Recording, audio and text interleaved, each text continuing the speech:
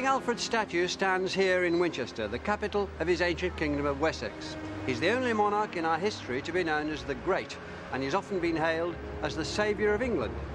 That may be debatable, as the idea of a single unified England didn't really exist in Alfred's day.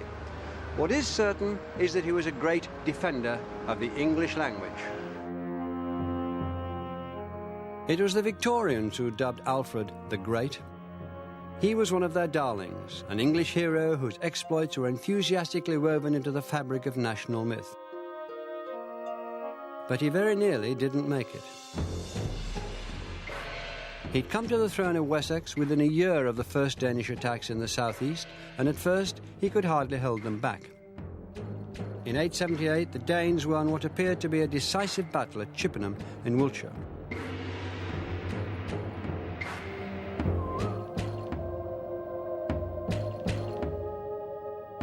Alfred, with only a few followers, went on the run into the marshes of Somerset, moving, as a contemporary wrote, under difficulties, through woods and into inaccessible places.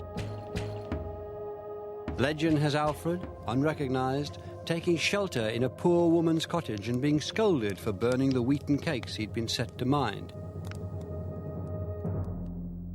But the reality was less cosy.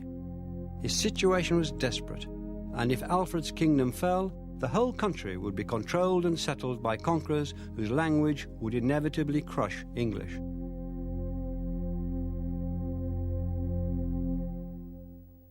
But Alfred proved to be an enterprising warrior and strategist.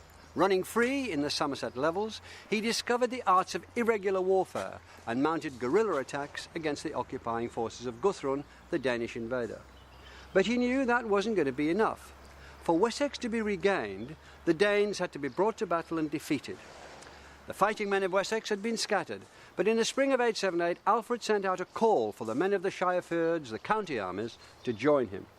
Around 4,000 men, mainly from Wiltshire and Somerset, armed only with battle axes and throwing spears, responded to the call. They mustered at Egbert's Stone, where trackways and ridgeways met.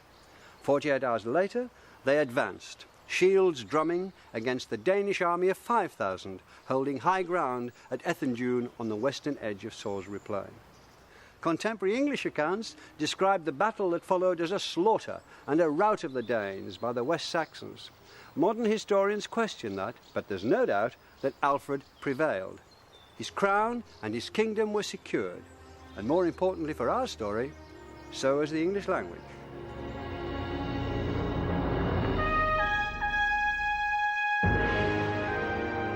The Danes surrendered.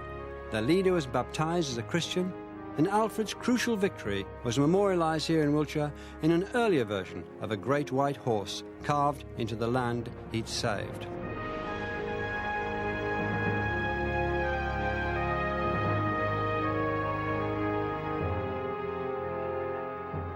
Alfred left an even more significant mark on the country.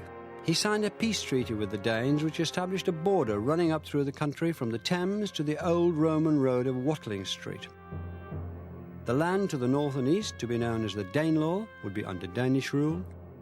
The land to the south and west would be for the English. No one was to cross the line unless to trade.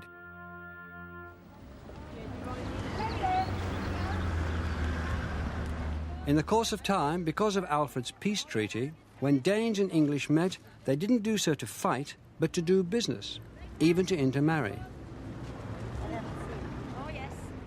Communities mixed, and so did the languages. And English, rather than being engulfed by the Danes' language, began to absorb it.